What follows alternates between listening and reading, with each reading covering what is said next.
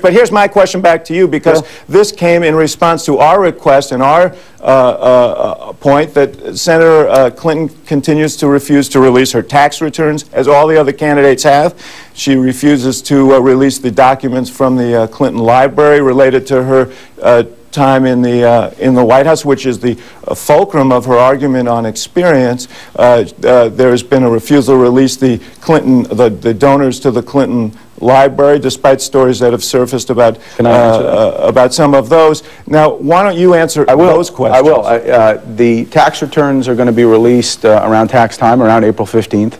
What about last year's, Howard? We've released years of tax returns. Why not last year's tax returns? Can I answer your question? Yes, go ahead. I'm sorry. Go ahead. That's all right. Please do. All of the tax returns that are not currently in the public record will be released on April 15th. On or about April 15th. So well, why is it taking so long? Because most other candidates for president have put them out in the George, the question was, are we going to release them? The answer is yes, on or around April 15th. Now, with regard to the White House record, there was a very good article in yesterday's Washington Post that I would commend everyone to. It basically said, this is a made-up issue that the Obama campaign has been pushing.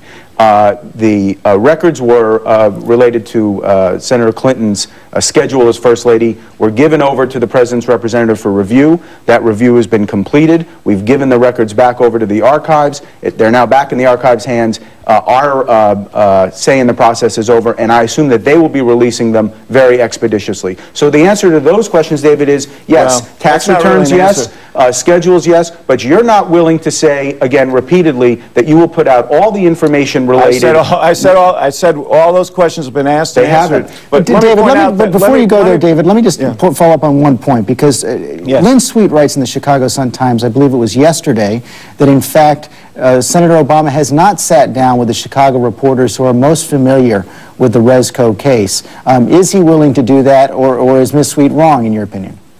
I think she is wrong. We've talked to reporters from, and he's talked to reporters from both papers several times in several sessions about this, and each time the conclusion is the same. There's no evidence of any wrongdoing related to Mr.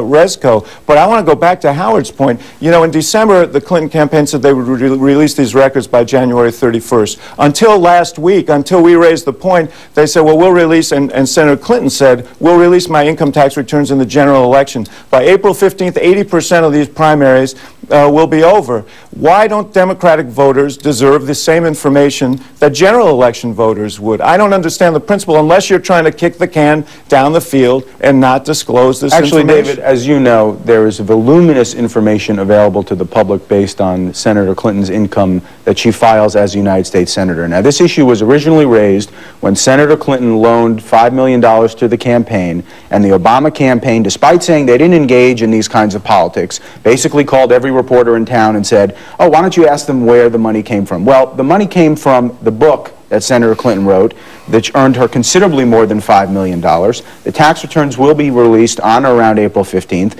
and you've now given David several different opportunities. David, I'm talking for a second. You've given him several different opportunities to say whether or not he would release all of the information, correspondence, documentation relating to this very unusual real estate transaction with somebody who's about to go on trial on Monday, and he refuses to do it.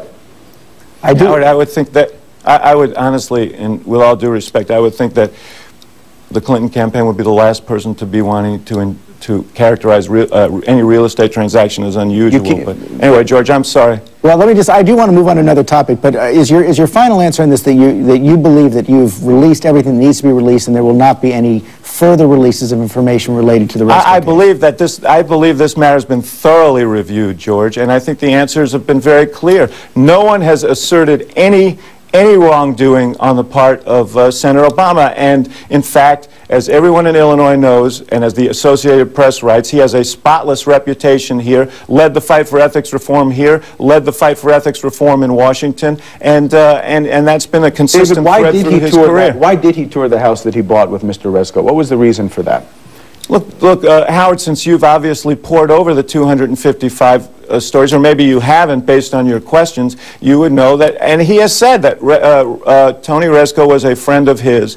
He's a real estate developer. He worked specifically in that area of Chicago. Senator Obama was buying this house, and he wanted to know whether it was, he wanted Rezko's opinion on whether the thing was, whether it was a good deal. Okay. And that has been written about, and that has been talked David, about. Just open the records up so that we can see them. The fact that you sit here and persist on this tells me something about where you think your campaign is. Well, that's what I want to get. That's what I want to get to next, because earlier in the month, on February 12th, I believe, February 13th, actually, Mark Penn, another strategist for the Clinton campaign, put out a prediction. I want to show our viewers the prediction. He said that after March 4th, over 3,000 delegates will be committed, and we project that Hillary Clinton and Barack Obama will be virtually tied with 611 delegates still to be chosen in Pennsylvania and other remaining states. This does not even include Florida and Michigan.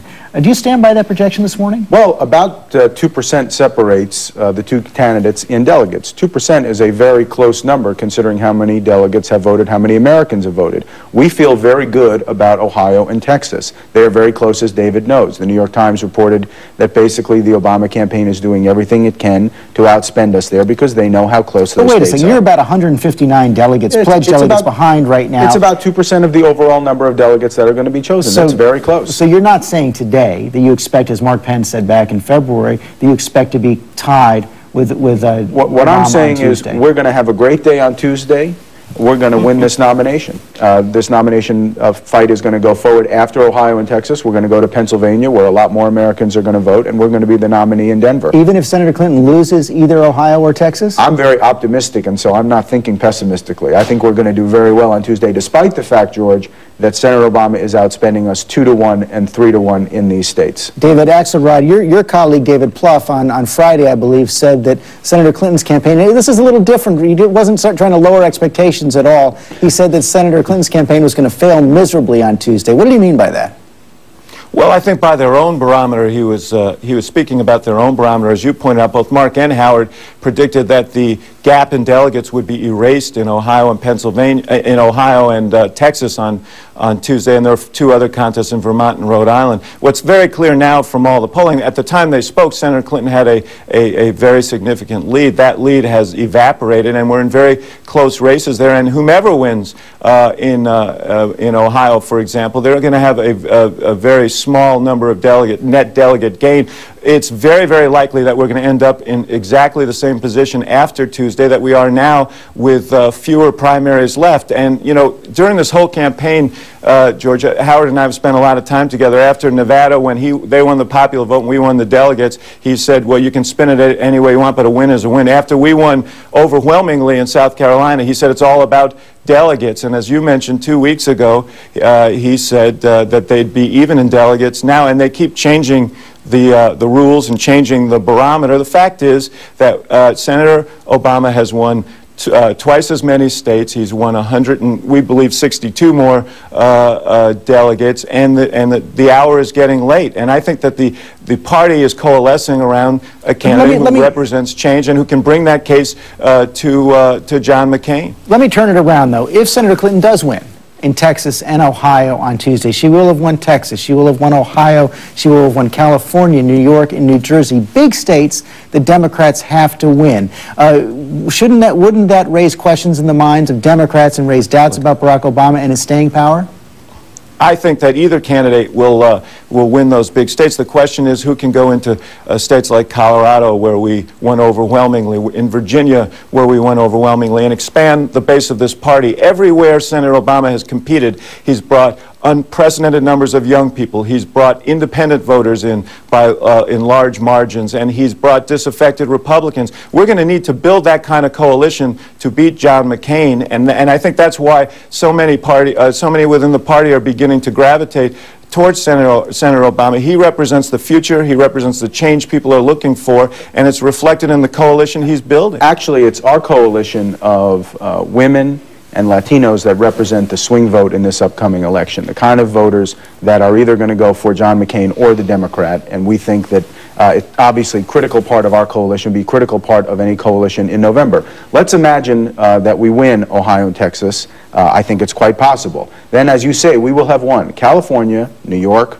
Ohio, Texas, Massachusetts, New Jersey, all big states. And then we have Arizona, New Mexico, Oklahoma, Tennessee, Arkansas, places where you don't expect a Democrat to win. So our coalition of states is broad, it's diverse. Our coalition of voters represents the swing voters in this November. We have a very strong case to make that we